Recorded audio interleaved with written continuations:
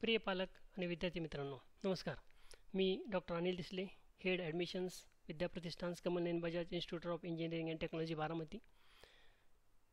या प्रथमवर्षीय अभियांत्रिकी प्रवेश प्रक्रिया मार्गदर्शन याच्या अंडर हा मी एक छोटासा व्हिडिओ बनवलेला आहे, ज्याच्यामध्ये मी प्रवेश नोंदणी आणि पडताळणी याचं कन्फर्मेशन झालेलं आहे का नाही हे कसं चेक करायचं. म्हणजे तुम्हाला इंजिनिअरिंगसाठीची जी सध्या प्रोसेस चालू आहे ना, ज्याला आपण नाव नोंदणी म्हणतो, रजिस्ट्रेशन आणि व्हेरिफिकेशन, याचं कन्फर्मेशन झालं आहे का, आपली नाव नोंदणी अचूकपणे झालेली आहे का, हे कसं चेक करायचं हे थोडक्यामध्ये मी तुम्हाला सांगणार आहे. तर याच्यामध्ये मी 2 टप्पे आहेत. पहिला म्हणजे प्रथम वर्ष प्रवेशासाठी नोंदणी, ज्याला आपण रजिस्ट्रेशन म्हणतो, आणि सेकंड म्हणजे कागदपत्राची पडताळणी, ज्याला आपण व्हेरिफिकेशन म्हणतो, जे स्क्रुटिनी सेंटर करतं. या दोन्ही प्रक्रिया पूर्ण झाल्या आहेत याची शहानिशा कशी करावी, म्हणजे तुम्हाला कसं कळेल की माझं फॉर्म इनवर्ड झालेलं आहे, माझ्या फॉर्मचं व्हेरिफिकेशन झालेलं आहे. आणि तुम्हाला माहिती आहे की ज्या फॉर्मचं व्हेरिफिकेशन होणार आहे असेच फॉर्मवाल्यांना किंवा अशाच विद्यार्थ्यांना फक्त कॅप प्रोसेसमध्ये पार्टिसिपेट होता येणार आहे. आणि हे रजिस्ट्रेशन सर्वांसाठी आवश्यक आहे. म्हणजे तुम्ही जर मॅनेजमेंट कोट्यामधून जरी ॲडमिशन घेणार असाल तरीसुद्धा तुम्हाला हे रजिस्ट्रेशन करणं खूप गरजेचं आहे. तर तुमचं रजिस्ट्रेशन आणि व्हेरिफिकेशन व्यवस्थित झालेलं आहे का नाही, ही प्रक्रिया पूर्ण झालेली आहे का नाही, हे कसं तुम्हाला समजेल. तर हे इंजिनिअरिंगचं शेड्यूल आहे. आता हे 3ऱ्या वेळा चेंज झालेलं आहे. याच्यामध्ये ऑनलाईन रजिस्ट्रेशन आणि online registration of application and uploading required documents, म्हणजे ज्याला आपण रजिस्ट्रेशन म्हणतो, ह्याची 14 जुलैपासून 30 जुलै, ही जून नाही आहे, ही जुलै, 14 जुलैपासून 30 जुलैपर्यंतची ही डेट आहे. आणि व्हेरिफिकेशनसाठी 1 दिवस वाढवलेला आहे, जो याच्यामध्ये मी मेन्शन केलेला नाही. 31 तारखेपर्यंत तुम्ही व्हेरिफिकेशन करू शकता. म्हणजे रजिस्ट्रेशन 30 तारखेपर्यंत, 30 जुलैपर्यंत, हे जून नाही आहे, फक्त कन्फर्म करा की हे 14 जुलै ते 30 जुलै ह्या कालावधीमध्ये तुम्हाला रजिस्ट्रेशन करता येणार आहे. आणि 1 दिवस वाढीव दिलेला आहे व्हेरिफिकेशनसाठी. त्यानंतर display of provisional merit list ही 3 ऑगस्टला लागणार आहे. प्रोव्हिजनल मेरिट लिस्ट म्हणजे तुम्ही जे डेटा एंटर केलेला आहे तो परत तुमच्या लॉगिनला दिसणार आहे. त्याला प्रोव्हिजनल मेरिट लिस्ट म्हणजे तुम्ही जे डेटा एंट्री केलेला आहे रजिस्ट्रेशनच्या दरम्यान तो डेटा परत तुम्हाला पाहता येणार आहे. आणि त्या डेटामध्ये जर काही करेक्शन्स असतील, तुम्हाला जर वाटत असेल की माझ्या नावामध्ये चूक आहे, माझ्या मार्क्समध्ये काय चुकलेलं आहे, कॅटेगरीमध्ये काही थोडीशी चुका झालेल्या आहेत, तर त्या चुका दुरुस्त करण्यासाठी ज्याला आपण सबमिशन ऑफ ग्रीव्हन्सेस म्हणतो, म्हणजे तुम्ही तक्रार देऊ शकता, तक्रार नोंदवू शकता. तर हे तक्रार नोंदणी करण्याची जी मुदत आहे, जो कालावधी आहे, तो 4 तारखेपासून 4 ऑगस्टपासून 6 ऑगस्टपर्यंत हे फर्स्ट इयर इंजिनिअरिंगसाठी आहे. डायरेक्ट सेकंड इयरवाल्यांच्या डेट्स थोड्याशा वेगळ्या आहेत. MEM टेकवाल्यांच्या म्हणजे मास्टर्सवाल्यांच्या डेट्स वेगळ्या आहेत. ही मी जे सांगतो आहे हे फर्स्ट इयर इंजिनिअरिंगवाल्यांसाठी. आणि 4 ते 6 मध्ये तुम्हाला ज्या काही तक्रारी नोंदवता येतील त्या तुम्हाला स्क्रुटिनी सेंटरला जाऊन नोंदवावं लागतील. ज्यांनी फिजिकली केलेलं आहे, फिजिकल व्हेरिफिकेशन केलेलं आहे, कॉलेजला व्हिजिट करून सही शिक्का घेतलेला आहे, त्या विद्यार्थ्यांना त्या कॉलेजला जावं लागेल. ज्यांनी स्क्रुटिनी केलेलं आहे म्हणजे ऑनलाईन व्हेरिफिकेशन केलेलं आहे त्यांना त्यांच्या लॉग इनमधूनच त्या गोष्टी करता येतील. त्यासाठी मी तुम्हाला नंतर थोडक्यात सांगेल ग्रुपवरती. आणि त्यानंतर एकदा तुमच्या करेक्शन झाल्या की त्यानंतर परत एक मेरिट लिस्ट लागणार आहे. आता ह्या मेरिट लिस्टमध्ये आणि ह्या मेरिट लिस्टमध्ये फरक असणार आहे. ही जी मेरिट लिस्ट असणार ही प्रोव्हिजनल म्हणजे त्याला आपण तात्पुरती म्हणतो त्याच्यामध्ये, आणि ह्या मेरिट लिस्टमध्ये फरक असणार आहे. ही जी असणार आहे करेक्शन केल्यानंतर ही फायनल असणार आहे. याच्यामध्ये जर काही करेक्शन्स असतील तर ते तुम्हाला परत करता येणार नाहीत. त्यामुळे आत्ता प्रोव्हिजनल मेरिट लिस्ट लागली 3 ऑगस्टला की तुमच्या लॉग इनमधनं पाहायचं, कुठेही जायचं नाही. तुमचा युजरनेम पासवर्ड टाकायचा, मी सांगेल तुम्हाला त्यावेळेस ग्रुपवरती कसं पाहायचं ते. तुमच्या लॉग इनमध्ये जायचं आणि तुमचे ते डिटेल्स चेक करायची, आणि काही करेक्शन्स असतील तर 4 ते 6 ऑगस्टच्या दरम्यान तुम्ही ते करू शकता. आणि त्यानंतर फायनल मेरिट लिस्ट 8 तारखेला लागणार आहे. आणि ज्या विद्यार्थ्यांची नावं या फायनल मेरिट लिस्टमध्ये येतील असेच विद्यार्थी फक्त कॅप राऊंडसाठी पार्टिसिपेट करू शकतात. कॅप राऊंडच्या डेट्स अजून काय फायनल झालेल्या नाहीत. कॅप राऊंडच्या डेट्स ह्या सर्वसाधारण जर हे जर शेड्यूल परत चेंज नाही झालं तर अंदाजे 9 किंवा 10 ऑगस्टला कॅप राऊंड 1च्या प्रोसेसला सुरुवात होईल. कॅप राऊंड 1 म्हणजे जिथं तुम्हाला कॉलेजची नावं टाकायची आहेत, ऑप्शन फॉर्म भरायचा आहे. तर आता परत आपण आपल्या मूळ मुद्द्याकडे. मूळ मुद्दा म्हणजे तुमची नोंदणी आणि पडताळणी म्हणजे रजिस्ट्रेशन आणि व्हेरिफिकेशन कन्फर्म झालेलं आहे का नाही हे कसं चेक करायचं. तर त्यासाठी वेबसाईट आहे. वेबसाईट ही आहे http://cetcell.mahacet.org. तर याच्यासाठी सिम्पल मी तुम्हाला सांगतो की गुगल ओपन करायचं. गुगल ओपन केल्यानंतर गुगलमध्ये MHTCET एवढं टाईप करायचं. मी परत रिपीट करतो, टाईप काय करायचं, MHTCET CET टाईप करून एंटर मारायचं. एंटर मारल्यानंतर जी पहिलीच वेबसाईट येते ही state common entrance test cell, याच्यावरती क्लिक करायचं.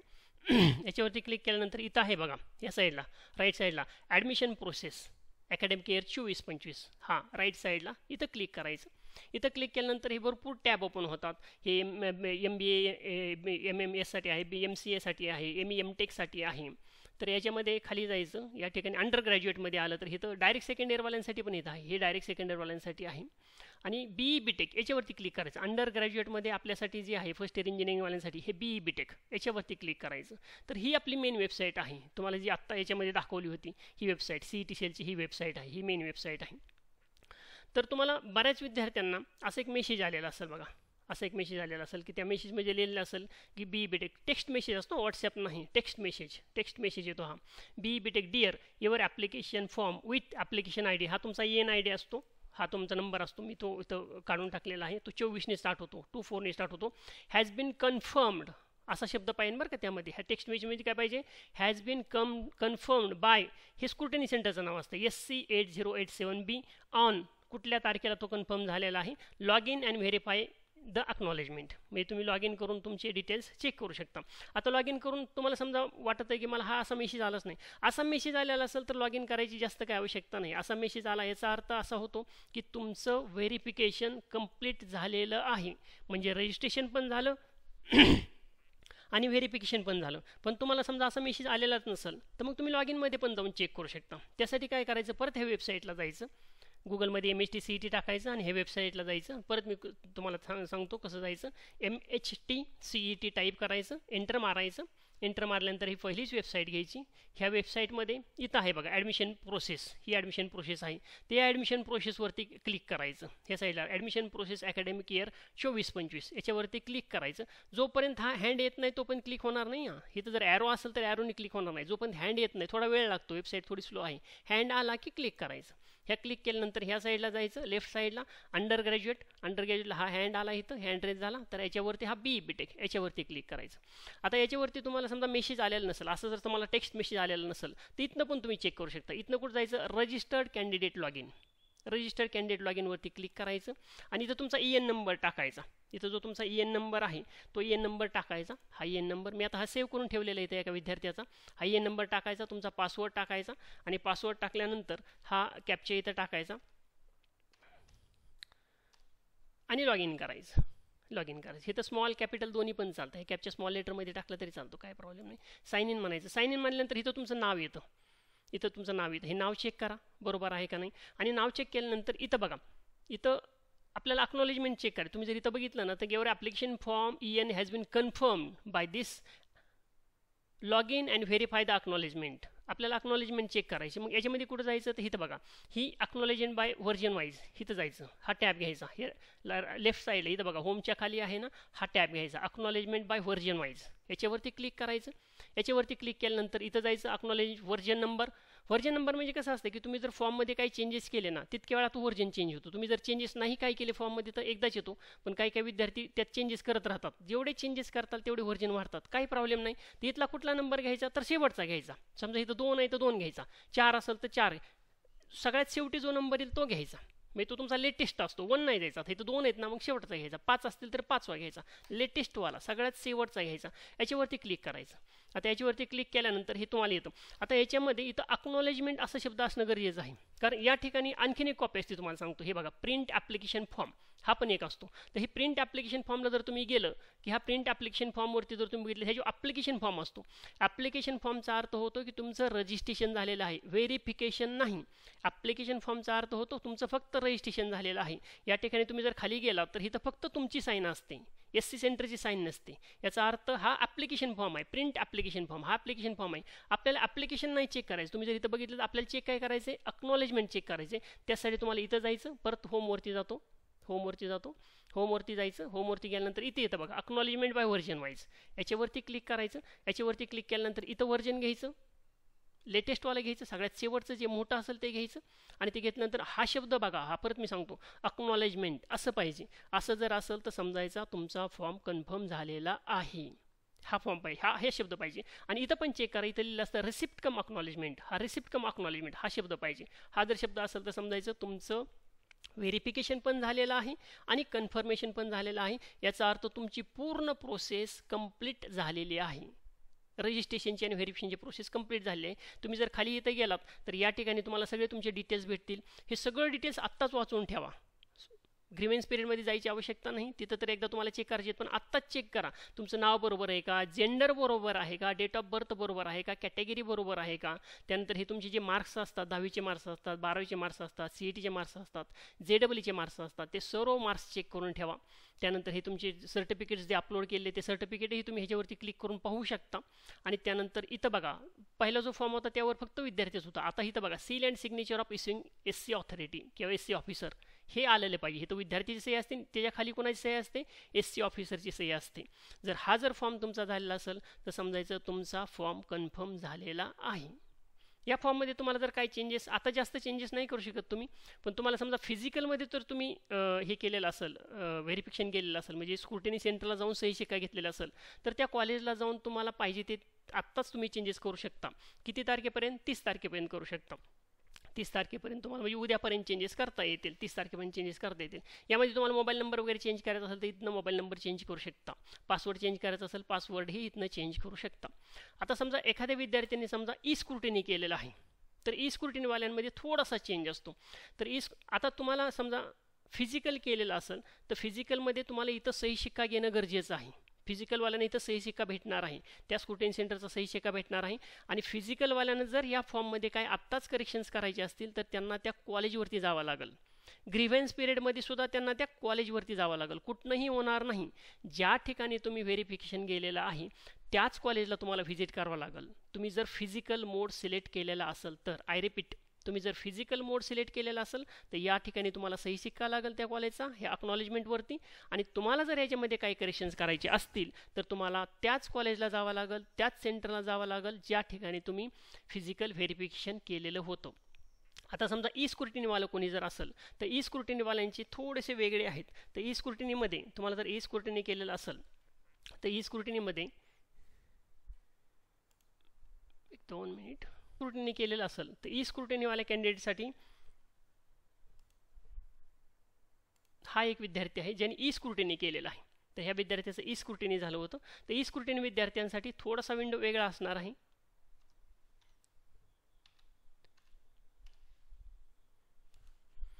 तुम्ही साईन केल्यानंतर तुम्ही जर इथं अक्नॉलेजमेंटमध्ये गेलात, या अक्नॉलेजमेंटमध्ये, आणि इथं जर तुम्ही व्हर्जन सिलेक्ट केलं लेटेस्टवरती तर स्क्रुटिनीवाल्यांना इथं क्लिअर कट ऑनलाईन केलेलं आहे. स्क्रुटिनी सेंटर इथं आले बघ, फॉर स्क्रुटिनी. स्क्रुटिनी म्हणजे ह्याची प्रिंटआउट काढून ठेवा. इथं पण seal and signature of issuing authority आहे, पण स्क्रुटिनीवाल्यांना या ठिकाणी सही आणि शिक्का घेण्याची आवश्यकता नाही. आय रिपीट, फिजिकलवाल्यांना सही शिक्का घेणं गरजेचं आहे.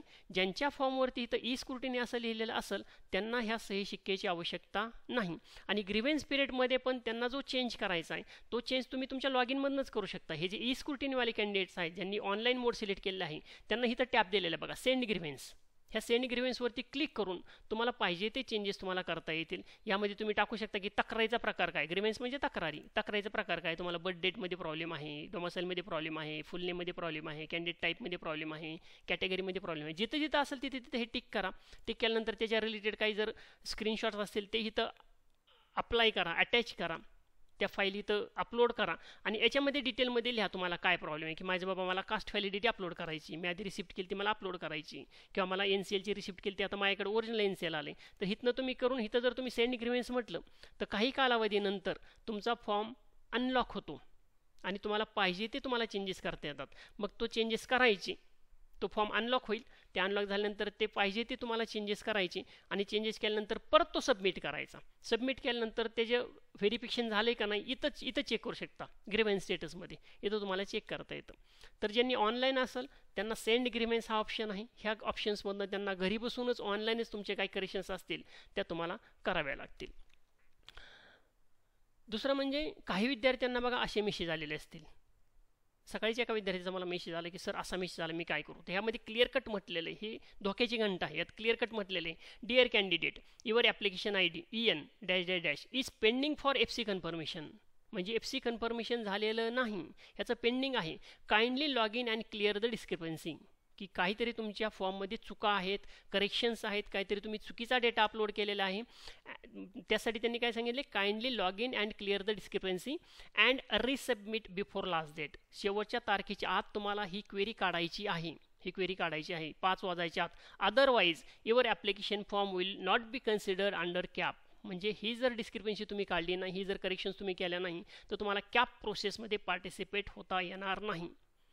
थोडक्यात म्हणजे काय की ज्या विद्यार्थ्यांचं इथं आलेलं आहे, ज्या विद्यार्थ्यांचं इथं काय म्हणतात त्याला अक्नॉलेजमेंट आलेलं आहे, इथं अक्नॉलेजमेंट आलेलं आहे, यांना काही टेन्शन नाही. हे अक्नॉलेजमेंट जर आलेलं असेल ना, काही टेन्शन नाही. याचा अर्थ तुमचं झालेलं आहे, तुम्हाला काही चिंता करण्याची आवश्यकता नाही.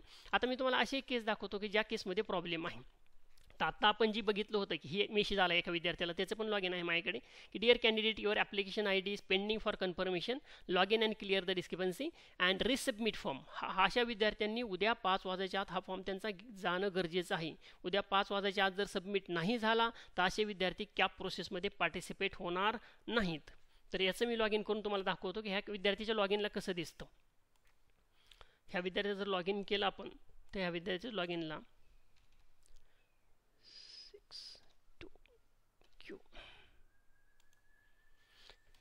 अक्नॉलेजमेंट बाय व्हर्जन वाईज इथं जर गेला तर हे बघा, मी इथं क्लिक करतो अक्नॉलेजमेंट बाय व्हर्जन वाईज. हे बघा इथं क्लिक करतो. क्लिक केल्यानंतर काय म्हणतं ते, application form is not confirm. म्हणजे तुमचा ॲप्लिकेशन फॉर्म कन्फर्म झालेला नाही. You can print acknowledgement after confirmation. म्हणजे इथं मेसेज आला आहे की तुमचा फॉर्म कन्फर्मच झालेला नाही आहे, अलर्ट आहे हा, तुमचा फॉर्म परत वापस आलेला आहे कारण तुम्ही करेक्शन्स केलेले आहेत, त्यामध्ये चुका आहेत. आता काय चुका आहेत त्या पण तुम्हाला इथं दिसतील. बघा इथं दिलेलं आहे फॉलोइंग डिस्क्रिपन्सी, म्हणजे काही चुका आहेत are found in your application form by scrutiny centre आणि रिव्हर्टेड बॅक, म्हणजे वापस पाठवण्यात आलेलं आहे, पुन्हा महागारी विद्यार्थ्याला पाठवण्यात आलेलं आहे. Kindly correct the discrepancy, kindly त्यामध्ये जे काही करेक्शन्स आहेत ते करा, necessary corrections and upload related documents. मग ह्याला दिलेले बघा, इथं दिलेले ॲप्लिकेशन फॉर्म काय आहे, रजिस्ट्रेशन डिटेल्स, ह्याच्यामध्ये डिस्क्रिपन्सी काय आहे, त्रुटी काय आहे, चुका काय आहे, डुप्लिकेट मोबाईल नंबर. त्यांनी मोबाईल नंबर एकच मोबाईल नंबर दोनदा वापरण्यात आला होता. मग रिमार्क काय दिला त्यांनी, application form using mobile number, हा एक particular mobile number is already confirm. म्हणजे त्यांनी कोणातरी आपल्या मित्राचा किंवा आपल्या बहिणीचा कोणाचा तरी मोबाईल नंबर वापरला आहे आणि तो मोबाईल नंबरने ऑलरेडी एक फॉर्म भरला गेलेला आहे, त्यामुळे दुसरा परत मोबाईल नंबर नाही वापरत आहेत, कारण हे सगळं कम्युनिकेशन हे तुमच्या मोबाईल नंबरवर असतं, OTP वर असतं. त्यामुळं ही तर सांगितलं त्यांनी क्लिक टू एडिट, हिथनं ते एडिट करू शकता. आणि एडिट केल्यानंतर परत त्याला तो सबमिट करायचा आहे आणि सबमिट केल्यानंतर त्याचं कन्फर्मेशन म्हणजे अक्नॉलेजमेंट येणार आहे. ह्या विद्यार्थ्याचं जर तुम्ही अक्नॉलेजमेंट पाहिलं तर हे बघा, अक्नॉलेजमेंटमध्ये गेल्यानंतर येतच नाही आहे अक्नॉलेजमेंट, म्हणजे ह्याचा फॉर्म अजून कन्फर्म झालेलाच नाही. क्लिअर कट मेन्शन आहे की मेन्शन केलेले की application form is not confirm, you can print acknowledgement after confirmation only. तर सर्व विद्यार्थ्यांना विनंती आहे की लॉग इन करा आणि लॉग इन करून आपला कन्फर्मेशन आहे का नाही ते चेक करा. लॉग इन करून तुमचं कन्फर्मेशन आहे का नाही, आपल्याला जो मग थोड्या वेळापूर्वी मी जो दाखवला होता तो फॉर्म आपल्या लॉग इनला दिसतो का नाही तो चेक करा. तर ह्या अक्नॉलेजमेंटमध्ये जायचं आणि ह्याच्यामध्ये व्हर्जन चेक सेट करायचं आणि इथंही अक्नॉलेजमेंट आणि रिसिप्ट कन अक्नॉलेजमेंट येणं गरजेचं आहे. हे ज्यांचे आलेले आहेत त्यांचा फॉर्म कन्फर्म झालेला आहे, ज्यांचे आलेले नाहीत त्यांचा फॉर्म कन्फर्म झालेला नाही. तर एकदा आपलं लॉग इन अवश्य चेक करा.